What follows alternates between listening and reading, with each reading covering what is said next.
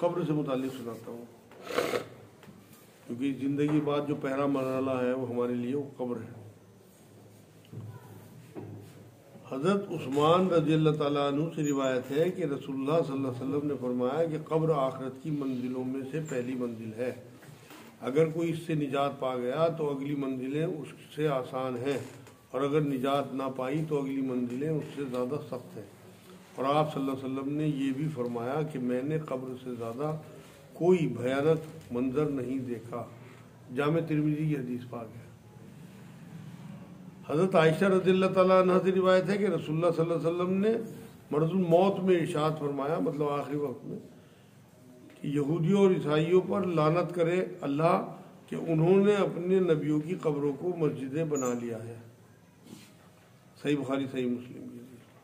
हज़रत जंदब रज़ियल्लाहु ताला अन्हु से रिवायत है कि मैंने रसूलुल्लाह सल्लल्लाहु अलैहि वसल्लम को फरमाते हुए सुना कि देखो, पहली उम्मतें अम्बिया व औलिया की कब्रों को सजदागाह बना लिया करती थी,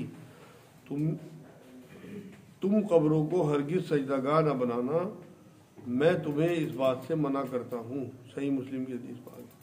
हज़रत अब्दुल्ला बिन मसूद रज़ियल्लाहु ताला अन्हु से रिवायत है कि रसूलुल्लाह सल्लल्लाहु अलैहि वसल्लम ने फरमाया कि मैंने तुमको ज़ियारत कबूर से मना कर दिया था, मतलब कब्रों की ज़ियारत से। अब तुम कब्रों की ज़ियारत कर लिया करो, क्योंकि उससे दुनिया की बेरग़बती और आखिरत की याद और फिक्र पैदा होती है। सुनन इब्न माजा की हदीस पाक है।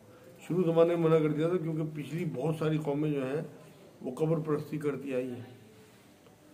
हज़रत आयशा रज़ियल्लाहु ताला अन्हा से रिवायत है कि मैंने रसूलुल्लाह सल्लल्लाहु अलैहि वसल्लम से अज़ाब कब्र का हाल पूछा, तो आप सल्लल्लाहु अलैहि वसल्लम ने फरमाया कि अज़ाब कब्र बरहक है। इसके बाद मैंने कभी नहीं देखा कि आप सल्लल्लाहु अलैहि वसल्लम ने कोई नमाज पढ़ी हो और कब्र के अज़ाब से पनाह ना मांगी हो। सही बुखारी सही मुस्लिम की हदीस पाक है। हज़रत बर्रा बिन आज़िब रज़ियल्लाहु ताला अन्हु से रिवायत है कि रसूलुल्लाह सल्लल्लाहु अलैहि वसल्लम ने आलम बरज़ख यानी कब्र के सवाब अज़ाब का तज़किरा करते हुए फरमाया कि अल्लाह का मोमिन बंदा इस दुनिया से मुंतकिल होकर जब आलम बरज़ख में पहुंचता है, उसके पास अल्लाह के दो फरिश्ते आते हैं, मतलब कब्र में।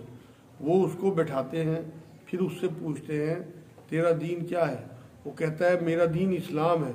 फिर पूछते हैं कि ये आदमी जो तुम में से मबूस किया गया था, यानी हज़रत मोहम्मद सल्लल्लाहु अलैहि वसल्लम, उनके बारे में तुम्हारा क्या ख्याल है? वो कहता है वो अल्लाह के सच्चे रसूल हैं। फरिश्ते कहते हैं कि तुम्हें ये बात किसने बतलाई? वो कहता है कि मैंने अल्लाह की किताब पढ़ी तो मैं ईमान लाया और मैंने उनकी तस्दीक की। और मोमिन बंदे का यही जवाब है जिसके मुतालिक कुरान मजीद में अल्लाह ताला का इरशाद है। अल्लाह ताला ईमान वालों को सच्ची पक्की बात यानी सही अकीदा और सही जवाब की बरकत से साबित रखेगा दुनिया में और आखिरत में। कुरान की आयत का मफहूम है। उसके बाद फरमाया कि एक निदा देने वाला, मतलब ऐलान करने वाला, आसमान से निदा देता है कि बंदे ने ठीक बात कही और सही सही जवाब दिए, लिहाजा उसके लिए जन्नत का फर्श करो और जन्नत का उसको लिबास पहनाओ और जन्नत की तरफ उसके लिए एक दरवाज़ा खोल दो, मतलब कब्र से ही। चुनांचे दरवाज़ा खोल दिया जाता है और उससे जन्नत की खुशगवार हवाएं और खुशबुएं आती हैं और जन्नत में उसके लिए हद नज़र तक कुशादगी कर दी जाती है। उसके बाद ईमान ना लाने वाले काफिर की मौत का जिक्र आप सल्लल्लाहु अलैहि वसल्लम ने किया और फरमाया कि मरने के बाद उसकी रूह उसके जिस्म में लौटाई जाती है और उसके पास भी दो फरिश्ते आते हैं। वो उससे बैठाते हैं और उससे पूछते हैं कि तेरा रब कौन है? वो कहता है कि अफसोस मैं कुछ नहीं जानता। फिर फरिश्ते उससे पूछते हैं कि दीन तेरा क्या है? वो कहता है कि अफसोस मैं कुछ नहीं जानता। फिर फरिश्ते उससे कहते हैं कि ये आदमी जो तुम्हारे दरमियान मबूस हुआ है, तुम्हारा उससे के बारे में क्या ख्याल है? वो फिर भी यही कहते हैं, मतलब नबी अकरम सल्लल्लाहु अलैहि वसल्लम के बारे में, कि अफसोस मैं कुछ नहीं जानता। इस सवाल व जवाब के बाद आसमान से एक निदा देने वाला अल्लाह ताला की तरफ से पुकारता है कि इसने झूठ कहा। फिर अल्लाह ताला की तरफ से मनादी निदा करेगा कि उसके लिए दोज़ख का फर्श करो और दोज़ख का उसे लिबास पहनाओ और उसके लिए दोज़ख का एक दरवाज़ा खोल दो। उसको बराबर दोज़ख की लपटें और जलाने झुलसाने वाली हवाएं आती रहेंगी और उसकी कब्र उस पर निहायत तंग कर दी जाएगी, जिसकी वजह से इतना दबाव पड़ेगा कि उसके सीने की पसलियां इधर से उधर हो जाएंगी, मतलब पिंजर जो है वो आपस में इस तरह हो जाएगा।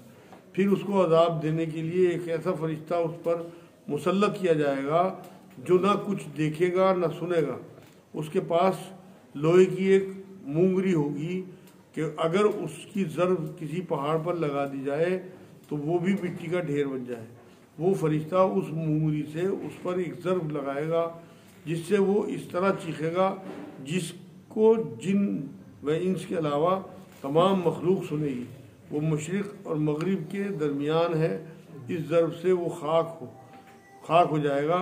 उसके बाद उसमें भी फिर रूह डाली जाएगी और फिर यही सब कुछ किया जाएगा। मुस्नद अहमद की हदीस पाक है, सख्त हदीस है। मतलब ये जो है कि तमाम मखलूक मशरिक़ और मगरिब में जितनी मखलूक होगी सब उसे सुनती है, सिर्फ इंसान और जिनों के अलावा।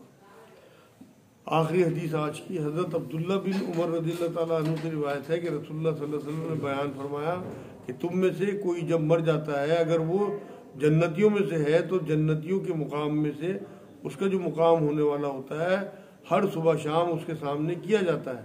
अगर वो मरने वाला दोज़खियों में से होता है तो उसी तरह दोज़खियों के मुकामात में से उसका मुकाम उसके सामने किया जाता है। और कहा जाता है कि क़यामत के दिन जब अल्लाह तुझे अपनी तरफ बुलाएगा तो ये तेरा मुस्तक़बिल ठिकाना होगा। सही बुखारी सही मुस्लिम की हदीस पाक है। कुरान से भी ये बात साबित है कि जो फ़िरौन और उसके साथी हैं रोज़ उन्हें दोज़ख में पेश किया जाता है। और इस हदीस से भी साबित है कि जो गुनहगार लोग हैं जिनके लिए अल्लाह ने कब्र में ही उसका फ़ैसला कर दिया दोज़ख का, उन्हें भी दोज़ख में पेश किया जाएगा। रोज़ उन्हें बताया जाएगा तुम्हारा मुकाम ये है। इसलिए नबी अकरम सल्लल्लाहु अलैहि वसल्लम कभी ऐसा नहीं होता था कि नमाज़ों के बाद कब्र के अज़ाब से पनाह ना मांगे। तो हम लोगों को भी ये चाहिए कि हम कब्र के अज़ाब से पनाह जो है वो हर हाल में हर नमाज के बाद ज़रूर मांगा करें। ये नबी अकरम सल्लल्लाहु अलैहि वसल्लम की बड़ी सुन्नतों में है। किसी के जहन में कोई बात हो तो मालूम।